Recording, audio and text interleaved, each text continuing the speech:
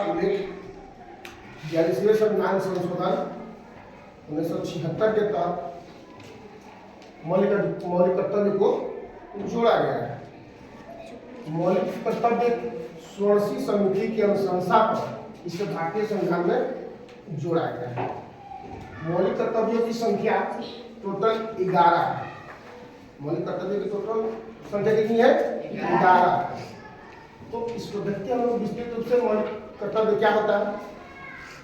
ठीक है, मौलिक कर्तव्य में संविधान कहता है कि भारत के नागरिकों का एक मौलिक कर्तव्य होना चाहिए, उसको फंडामेंटल ड्यूटी होना चाहिए, जिससे वह देश के विकास में अपना योगदान दे सके।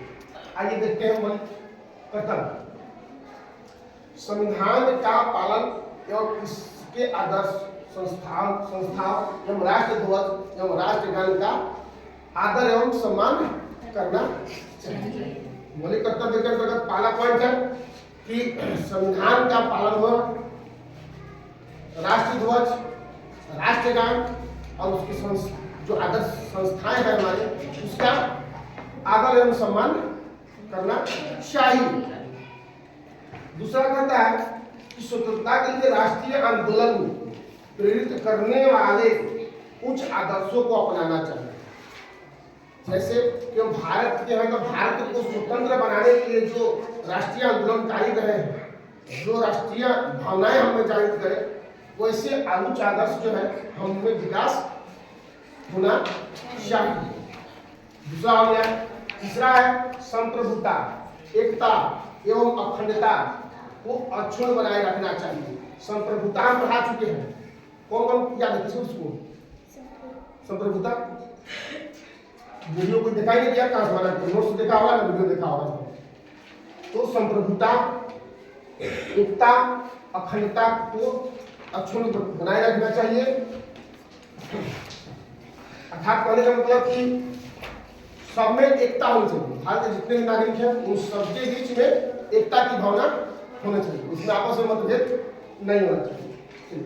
तीसरा हो गया। चौथा हम देखते हैं वैज्ञानिक एवं मानववाद दृष्टिकोण का विकास करना चाहिए। यानी वैसे दृष्टिकोण जिससे हमारा वैज्ञानिक शोध हो, मानवता का विकास हो, मानव एक दूसरे से प्रेम भाव से रहे और वैज्ञानिक दृष्टिकोण उनका होना चाहिए। ऐसे दृष्टिकोण का विकास करें जिससे हमारे देश का कल्याण हो, नए नए शोध कर सकें। ठीक है। अगला पॉइंट है प्राकृतिक पर्यावरण जैसे नदी, वन एवं वन्य जीव, जल के संरक्षण करना चाहिए। संविधान में कहता है कि भाई मौलिक कर्तव्य हम 11 को दे रहे हैं, तो उसमें एक ही है कि प्राकृतिक जो पर्यावरण है उसमें जो नदी है, जल है, तो पर्वत है, पठार है, आप उसकी सुरक्षा करें।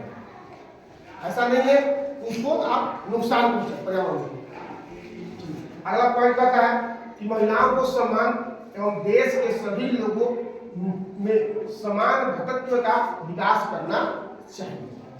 आपका कर्तव्य है, आप देश के नागरिक हैं तो आपका कर्तव्य है कि महिलाओं को सम्मान करें और देश के जितने भी नागरिक हैं उन सभी में एक भ्रातृत्व का विकास होना चाहिए। ना, यानी भ्रातृत्व मतलब कि बड़ा मान भ्रातृत्व आप उससे बड़े वैसी भावना होनी चाहिए। आप उसको प्यार दे, आदर दे, सम्मान दे, ऐसी भावनाओं का विकास होना चाहिए। महिलाओं को सम्मान दीजिए, बाकी सभी नागरिकों को जो है आपसे छोटे हैं उसको प्यार दीजिए, बड़े हैं तो उनको मान सम्मान दीजिए। ऐसा नहीं कि किसी को जाकर के मार दीजिए, ऐसा नहीं होना चाहिए। अगला पॉइंट है राष्ट्र की सेवा एवं रक्षा करनी चाहिए। राष्ट्र की सेवा कीजिए और उसकी सुरक्षा कीजिए, क्योंकि आप किसी देश के इस राष्ट्र के भूमि में रहते हैं, राष्ट्र के जो आप रह रहे हैं उसके अनाज खा रहे हैं, वो आपको पालन पोषण कर रही है, इसलिए आपका कर्तव्य बनता है कि राष्ट्र की सेवा करें और उसका सुरक्षा दें। अगला पॉइंट इसमें भारत के संस्कृति को समझना चाहिए। हमारी जो संस्कृति है, हमारा कर्तव्य है कि भारत की जो संस्कृति है, हमारी संस्कृति है, उसको हम पहले समझें, उसके बारे में जानकारी प्राप्त करें और उस संस्कृति की भावनाओं को समझें। संस्कृति क्या करना चाहती है और उस संस्कृति को हम बचाए और उस संस्कृति को अपना आगे बढ़ाए। उसके बाद का सार्वजनिक संपत्ति की रक्षा करना चाहिए।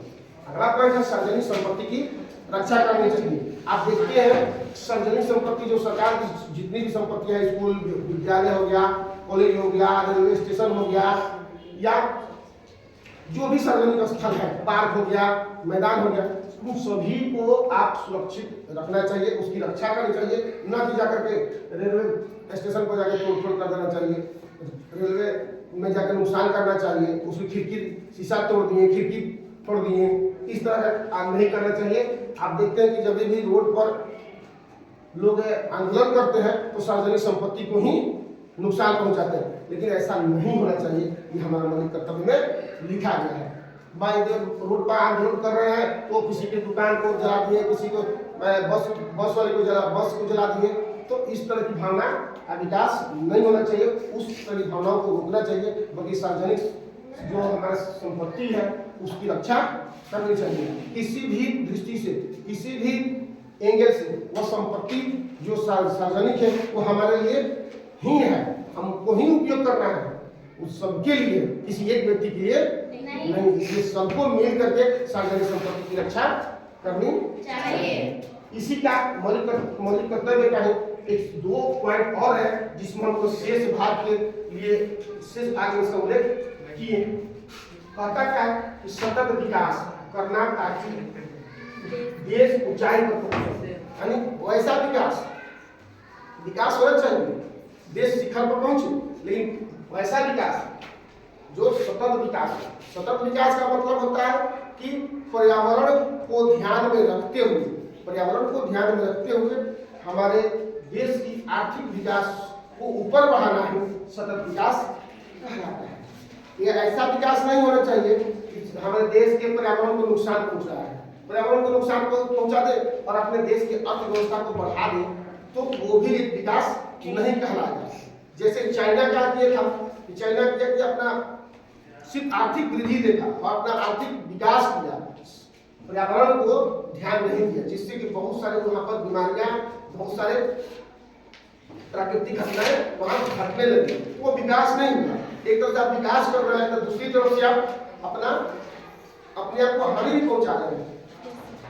इसीलिए कहा जाता है कि सतत विकास करना चाहिए ताकि देश को ऊंचाई पर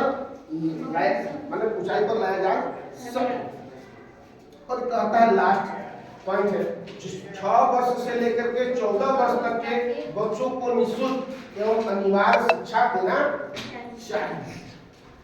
अब ऐसा मौलिक कर्तव्य में भी है, ये 6 वर्ष से लेकर के 14 वर्ष तक के बच्चे को निःशुल्क एवं अनिवार्य शिक्षा की व्यवस्था की गई है। और मौलिक अधिकार में भी है, यानी ये जो भाग है शिक्षा वाला, मौलिक अधिकार और मौलिक कर्तव्य दोनों में है, ठीक है ना। वहाँ अनुच्छेद 21 में कहा गया है कि बच्चे को या 14 वर्ष से लेकर 6 वर्ष से लेकर 14 वर्ष तक के बच्चे को निःशुल्क एवं अनिवार्य शिक्षा का अधिकार है। ये अनुच्छेद 21 में इसको जोड़ा गया जो मौलिक अधिकार है। और मौलिक कर्तव्य में कहा गया कि 6 वर्ष से लेकर 14 वर्ष तक के बच्चे को निःशुल्क एवं अनिवार्य शिक्षा देनी चाहिए। आई बात समझ में आप लोगों को ये